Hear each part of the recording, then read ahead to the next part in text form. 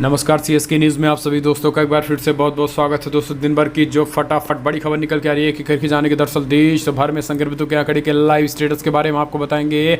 इस बीच बड़ी खबर निकल के आ रही है जहां पर चीन का बड़ा बयान निकल के आया है। गालवान घाटी को बताया अपना हिस्सा, कहा है किसी भी कीमत पर नहीं छोड़ेंगे गालवान घाटी को। जी हाँ, इसके बारे में आपको बताएंगे। इस बीच बड़ी खबर निकल के आ रही है जहां पर प्रधानमंत्री नरेंद्र मोदी ने एक बार फिर से कहा है कि चीन के दुस्साहस का कड़ा जवाब दिया जाएगा। जी हाँ, इस वक्त की बड़ी खबर जानेंगे हम आपके बारे में। इस बीच भारत का बीजिंग को स्पष्ट संदेश, चीनी फॉरवर्ड बाय एयरबेस पर भेजे गए हैं लड़ाकू विमान। जी हम आपको बताएंगे किस तरीके से लगातार फाइटर जेट तैनात किए जाने लगे। इस बीच चीनी फौज भारतीय सीमा पर बढ़ा रही है तनाव, सीपीसी अपना रही है दुष्ट रवैया। अमेरिका का भी बड़ा बयान निकल के आया है। इस बीच बड़ी खबर निकल के आई, राज्यसभा में का एनडीए में पल रहा हुआ भारी। जी हाँ, राज्यसभा में भयंकर जीत, इसके बारे में आपको बताएंगे। इस बीच इन सब के बीच नेपाल ने फिर से तरेरिया के बिहार के इस जिले में ठोका अपना दावा। जी हम जानेंगे कि किस जगह को फिर से अब अपना बताना शुरू कर दिया है नेपाल। तो वहीं वायुसेना प्रमुख की 2 टूक गालवान घाटी के बहादुरों के बलिदान को व्यर्थ नहीं जाने देंगे। जी हाँ, सब कुछ खबरें जानेंगे। जहां पर अमेरिका फिर दे सकता है भारत को बड़ी छूट, करोड़ों के मुनाफे से व्यापारियों के लौटेंगे अच्छे दिन। जी हाँ, हम इसके बारे में भी आपको बताएंगे। इस बीच गरीब कल्याण अभियान योजना भी कुछ लॉन्च किया गया, तो सब कुछ खबरें करके जानेंगे। जहां पर WHO ने भी कुछ एक अलर्ट जारी किया, लेकिन उससे पहले एक छोटा सा निवेदन, अगर आपने चैनल को तक सब्सक्राइब नहीं किया तो प्लीज सब्सक्राइब के लाल बटन दबाकर चैनल को सब्सक्राइब करो। अगर आप भी मानते हैं कि पीएम मोदी के नेतृत्व में देश के दुश्मनों को भी हराएंगे, कोरोना को भी हराएगा देश, तो इस वीडियो को दिल से लाइक करके अपना समर्थन दे। दरअसल पहली बड़ी खबर आपको बता दें, देश भर में संक्रमितों का आंकड़ा 3,96,000 को हुआ पार। जी हाँ, आपको बता दें कि 3,96,664 कन्फर्म केसेज हो चुके हैं। कोई मृतकों की संख्या 13,000 के करीब पहुंच चुकी है। राजस्थान में आज 158 मामले सामने आए हैं, जबकि बिहार में 90 मामले अब तक आ चुके हैं। ओडिशा में भी 180 मामले अभी तक आ चुके हैं। अच्छी खबर यह है कि पूरे देश भर में 2,14,000 लोग रिकवर यानी स्वस्थ भी हो चुके हैं। फिलहाल हम चलते हैं अगली बड़ी खबर। धोखेबाज चीन ने हिंसक झड़प का सिलसिलेवार ब्यौरा दिया, बताया गालवान घाटी पर ठोका अपना दावा। जी हाँ, आपको बता दें कि धोखेबाज चीन ने एक बार फिर से अपनी नापाक हरकत को जगजाहिर कर दिया। उसने गालवान घाटी में हुई हिंसक झड़प को लेकर शुक्रवार रात नया बयान जारी किया। इसमें उसने भारतीय और चीनी सैनिकों के बीच हुई भिड़ंत का सिलसिलेवार ब्यौरा देते हुए बताया है कि चीन के साथ भारत के सैनिकों के साथ जो कुछ भी हुआ है वो हम अपनी संप्रभुता बचाने के लिए कर रहे हैं। दरअसल वो कह रहा है कि गालवान घाटी ये चीन की संप्रभुता है। बीजिंग से अपनी गतिविधियां एलएसी के उस तक ही सीमित रखने की बात कही। भारत का कहना है कि इस तरह का बातें जो बढ़ा चढ़ा कर बताया गया है ये पूर्णतः मूर्खतापूर्ण है और ये दावा 6 जून को उच्च स्तरीय सैन्य वार्ता में बनी सहमति के खिलाफ है। इससे इतर चीन के प्रवक्ता झाओ लीजियन ने दावा किया है कि गालवान घाटी वास्तविक नियंत्रण रेखा के चीनी हिस्से में आता है। कई वर्षों से वहां चीनी सुरक्षा गार्ड गश्त कर रहे हैं, जबकि भारत ने इससे पूरी तरह नकारा है। तो ये भारत गालवान घाटी को अपनी संप्रभुता बताता है, जबकि चीन ने कल बयान जारी करके उस पर दावा ठोक दिया है। तो ऐसे में टकराहट बढ़ सकती है। फिलहाल हम चलते हैं अगली बड़ी खबर। पीएमओ ने कहा है कि पीएम मोदी के कथन का गलत अर्थ विपक्षी ना निकाले, चीन के दुस्साहस का कड़ा जवाब दे, कुछ दिन धैर्य रख सकते हैं कि नहीं। जी हाँ, दरअसल प्रधानमंत्री कार्यालय ने शुक्रवार को सर्वदलीय बैठक में पीएम मोदी की टिप्पणियों पर स्पष्टीकरण जारी किया है। पीएमओ की तरफ से साफ कहा गया है कि भारतीय क्षेत्र में कोई घुसपैठ न होने की बात को तोड़ मड़ोड़ कर पेश किया गया था। प्रधानमंत्री कार्यालय द्वारा जारी बयान में कहा गया है कि प्रधानमंत्री की वास्तविक नियंत्रण रेखा पर भारतीय सीमा की ओर से चीनी सेना की कोई मौजूदगी न होने वाली टिप्पणियां सशस्त्र बलों को वीरता के बाद के हालात से जुड़ी हैं। पीएमओ ने कहा है कि सैनिकों के बलिदानों ने ढांचागत निर्माण और 15 जून को गालवान में अतिक्रमण की चीन की कोशिशों को नाकाम कर दिया था और गालवान घाटी में घुसने की चीन के सेनाओं ने कोशिश की थी, जिसके बाद उनके मंसूबों को नाकामयाब कर दिया गया था। हालांकि अभी भी उनको कड़ा जवाब दिया जाएगा। हम चलते हैं अगली बड़ी खबर लेते हैं। भारत ने कड़े संदेश के रूप में अपने फाइटर जेट को चीनी फॉरवर्ड एयर बेस पर भी लगाना शुरू कर दिया है। जी हाँ, भारत ने चीन की तरफ से तरफ वाले फॉरवर्ड एयरबेस पर अपने लड़ाकू विमान को भेज दिया है। इसके अलावा बंगाल की खाड़ी में भी आंतरिक युद्धपोतों की तैनाती कर दी है। इसके जरिए नई दिल्ली में बीजिंग को स्पष्ट संकेत देने की कोशिश की गई है। अनसुलझे सीमा पर चल रहे सैन्य टकराव के वो पूरी तरीके से तैयार है। भारत की तरफ से उठाए गए ताज़ा कदमों से अपाचे और चीनी हेलीकॉप्टर के ऊंचाई वाले क्षेत्र लद्दाख में तैनाती करना शामिल है। अपाचे टैंक किलर्स और ये एयर टू ग्राउंड मिसाइल और रॉकेट से लैस हैं। वहीं चीनू की हैवी वेट हेलीकॉप्टर है। ये हैविल्जर तोपे और जवानों को एक जगह से दूसरी जगह ले जाने में सक्षम है। बड़े पैमाने पर हथियारों को लेह बॉर्डर पर लगा दिया गया लद्दाख के। हम चलते हैं अगली बड़ी खबर लेते हैं। अमेरिका ने चीन पर भारतीय सीमा पर चीन के रवैये पर अमेरिका ने जताई नाराज़गी। जी हाँ, अमेरिका ने एक बार फिर से चीन पर निशाना साधा है। विदेश मंत्री माइक पोम्पियो ने कहा है कि चीन की कम्युनिस्ट पार्टी अपने पड़ोस में दुष्ट रवैये अपना रही है। वो अमेरिका और यूरोप में साइबर अभियान के जरिए गलत प्रचार कर रही है ताकि यहाँ की सरकारों को कमज़ोर किया जा सके। उन्होंने कहा है कि सीपीसी विकासशील देशों को कर्ज और निर्भरता के बोझ तले दबाना चाहती है। अमेरिकी विदेश मंत्री ने कहा है कि चीनी फौज दुनिया की सबसे बड़े लोकतंत्र भारत के साथ सीमा पर तनाव बढ़ाने में जुटी हुई है। वो दक्षिणी चीन सागर में गलत तरीके से अपने क्षेत्र बढ़ा रही है। कोरोना वायरस को लेकर चीन पर हमला करते हुए उन्होंने कहा है कि वायरस के बारे में झूठ बोल रहा है चीन, इससे दुनिया के बाकी हिस्सों में फैलाने दिया। उसकी साजिश को छिपाने के लिए विश्व स्वास्थ्य संगठन पर भी दबाव डाला। यानी चीन पर कोरोना के जरिए फिर से चीन पर हमला अमेरिका ने बोला। हम चलते हैं अगली बड़ी खबर। राज्यसभा में एनडीए का पलड़ा हुआ भारी। भाजपा को मिली 24 में से 11 सीटें। जी हाँ, सत्ताधारी पार्टी भाजपा को राज्यसभा में पलड़ा भारी हो गया। शुक्रवार को हुए चुनाव में पार्टी को 8 राज्य की 19 सीटों में से 8 पर जीत मिली हुई है।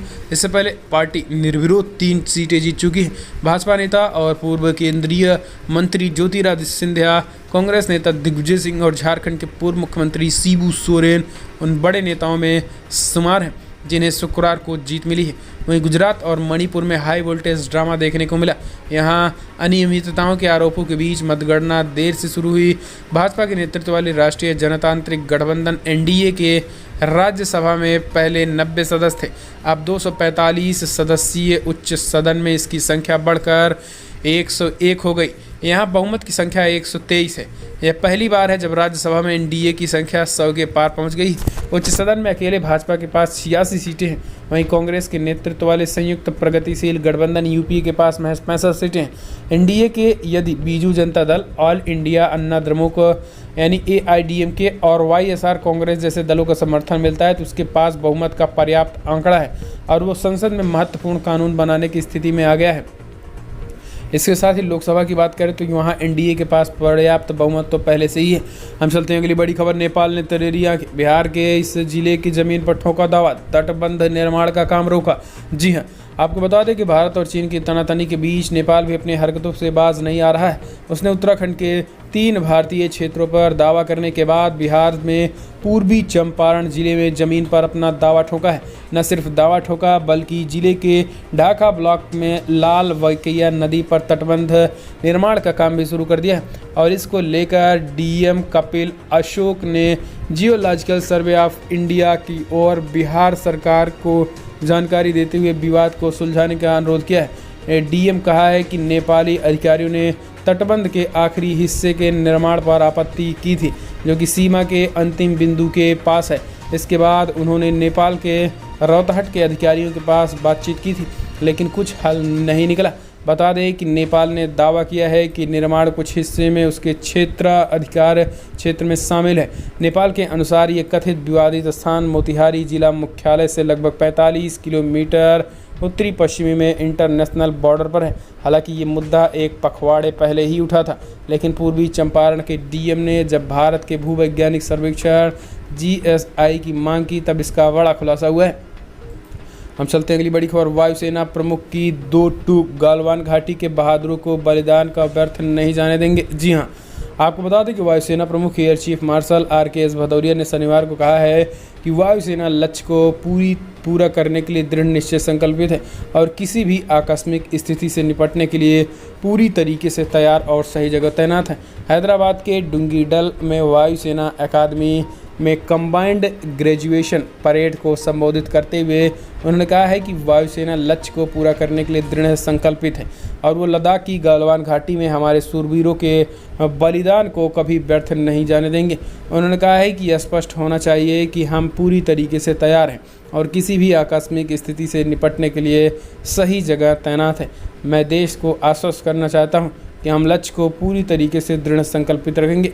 फिलहाल चलते हैं अगली बड़ी खबर लेते हैं। अमेरिका फिर से दे सकता है भारत को बड़ी छूट, करोड़ों के मुनाफे से व्यापारियों के लौटेंगे अच्छे दिन। जी हाँ, भारत की तरहीज व्यापार का दर्जा खत्म किए जाने के बाद 1 साल बाद फिर से अमेरिका फिर से इसे बहाल करने पर विचार कर रहा है। इस फैसले के बाद भारत निर्यात होने के बाद करीब 48,000 करोड़ रुपए के उत्पादकों को शुल्क में छूट मिल जाएगी। इसके साथ ही डोनाल्ड ट्रंप ने जून 2019 में तरजीही व्यापार का दर्जा खत्म कर दिया था और भारतीय उत्पादों पर आयात शुल्क लगा दिया था। जवाब में भारत ने 29 अमेरिकी उत्पादों पर भारी भरकम शुल्क लगाया था। अमेरिकी के विदेश व्यापार प्रतिनिधि रॉबर्ट लाइथेजर ने सदन की वित्त समिति को बताया है कि अभी दोनों देशों के बीच बातचीत चल रही है। भारत की तरफ से संतुलित प्रस्ताव मिलता है तो हम जनरलाइज सिस्टम ऑफ प्रेफरेंसेस का दर्जा दोबारा बहाल कर देंगे। फिलहाल हम चलते हैं अगली बड़ी खबर लेते हैं। आपको बता दें कि WHO ने बताया कि कोरोना वायरस के दूसरे और बेहद घातक चरण में हम पहुंच चुके हैं। जी हाँ, आपको बता दें कि कोरोना वायरस का संक्रमण 87 लाख के आंकड़े को पार कर चुका है। भारत में तो ये आंकड़ा 4 लाख के करीब पहुंच चुका है। पिछले 24 घंटे में 15,000 के करीब मामले सामने आ चुके हैं। WHO ने एक बार फिर से चेतावनी दी है कि वायरस ज़्यादा खतरनाक फेज में जा चुका है और अब की बार हालात बदले दौर से भी गंभीर होंगे। आपको बता दें कि वैज्ञानिक पहले से ही वायरस के दूसरे चरण की बात करते नजर आ रहे हैं। हाल ही में ये देखा गया है कि वायरस के स्पाइक्स कई गुना तक बढ़ गए हैं, जिसकी वजह से वो लगभग 10 गुना खतरनाक हो चुके हैं। म्यूटेशन से गुजरकर खतरनाक हो चुका वायरस अब आसानी से बड़ी आबादी को प्रभावित कर सकता है, जो लॉकडाउन में ढील के कारण घरों से बाहर है। विश्व स्वास्थ्य संगठन के डायरेक्टर जनरल टेड्रोस अधानोम ने शुक्रवार को कहा है कि हम नए और खतरनाक चरण में पहुंच चुके हैं। जिनेवा में वर्चुअल प्रेस कॉन्फ्रेंस में ये बातें की हैं और चेतावनी भी दी गई है कि इसके आधार पर गुरुवार को 24 घंटे के भीतर आए आंकड़े में एक ही दिन में 1.5 लाख से ज़्यादा ये आंकड़े पहली बार आए हैं, जिनमें से आधे से ज़्यादा मामले अमेरिका से।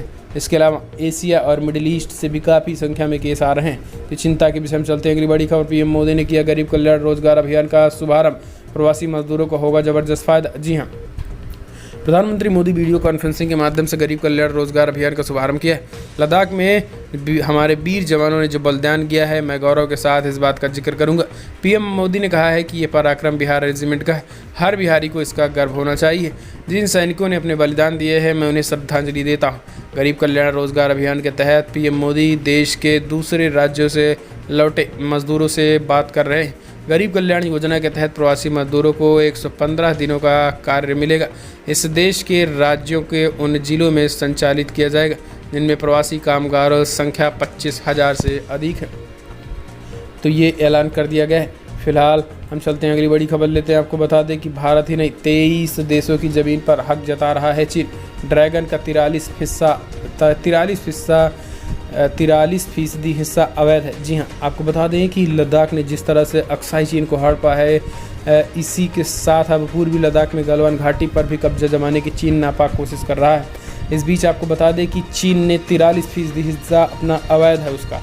बात करें पहले तो ईस्ट तुर्किस्तान का है, फिर दूसरा तिब्बत पर भी उसने कब्जा किया है, इनर मंगोलिया पर भी कब्जा किया है, ताइवान पर भी कब्जा किया है, हांगकांग, मकाऊ, भारत, पूर्वी चीनी सागर, रूस से भी इसका विवाद है, दक्षिणी चीन सागर, इसी के साथ जापान में भी इसका कब्जा करने की कोशिश है। तो लगभग बड़े पैमाने पर इसके जितने भी पड़ोसी देश हैं, इन सभी पड़ोसी देशों पर चीन की विस्तारवादी नीति पर पूरी तरीके से इसकी नज़र दे रही थी।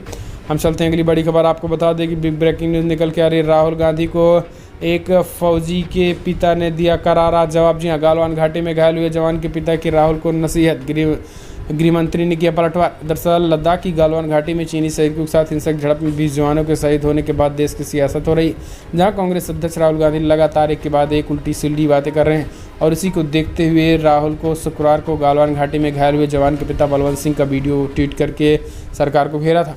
वहीं वो अपने पिता के एक वीडियो सामने आया उनके पिता का, जिसमें राहुल गांधी को इस मुद्दे पर राजनीति करने से मना किया है। दरअसल अब इसकी शुरुआत शुक्रवार को हुई, जब राहुल ने गालवान घाटी से झड़प के दौरान घायल हुए जवान के पिता का वीडियो ट्वीट करते हुए लिखा था। तो इस तरीके की ये बड़ी खबर निकल के आई। फिलहाल हम चलते हैं अगली बड़ी खबर। दुनिया भर में जो आंकड़े निकल के आ रहे हैं आपको बता दें, दुनिया भर में आंकड़े तेजी के साथ बढ़ रहे हैं और 86 लाख के आंकड़े को पार कर गए। जी हाँ, 86,29,000 कन्फर्म केसेज हो चुके हैं। मृतकों की संख्या 4,58,000 को पार कर गया है। इस बीच यूनाइटेड स्टेट में 22,63,000 कन्फर्म केसेज हो चुके हैं, जबकि 1,20,000 से ज़्यादा लोगों की मौत हो गई है। ब्राज़ील में 10,38,000 कन्फर्म केसेज हो चुके हैं, जबकि 49,000 से करीब लोगों की मौत हो गई है। रसिया में 5,70,000 के करीब संक्रमित संख्या है, जबकि अगर बात करें तो मृतकों की संख्या 8,000 के करीब पहुंच चुकी है। इंडिया में 3,95,000 कन्फर्म केसेज को पार कर गए, जबकि 13,000 के करीब लोगों की मौत हो गई है। तो ये दुनिया भर का आंकड़ा फिलहाल बड़ी खबर में इतना है। लेकिन अगर आपको वीडियो पसंद आए तो लाइक करें, शेयर करें, कमेंट के माध्यम से अपनी राय देना ना भूलिए। इस वीडियो में बताना। जय हिंद, वंदे मातरम।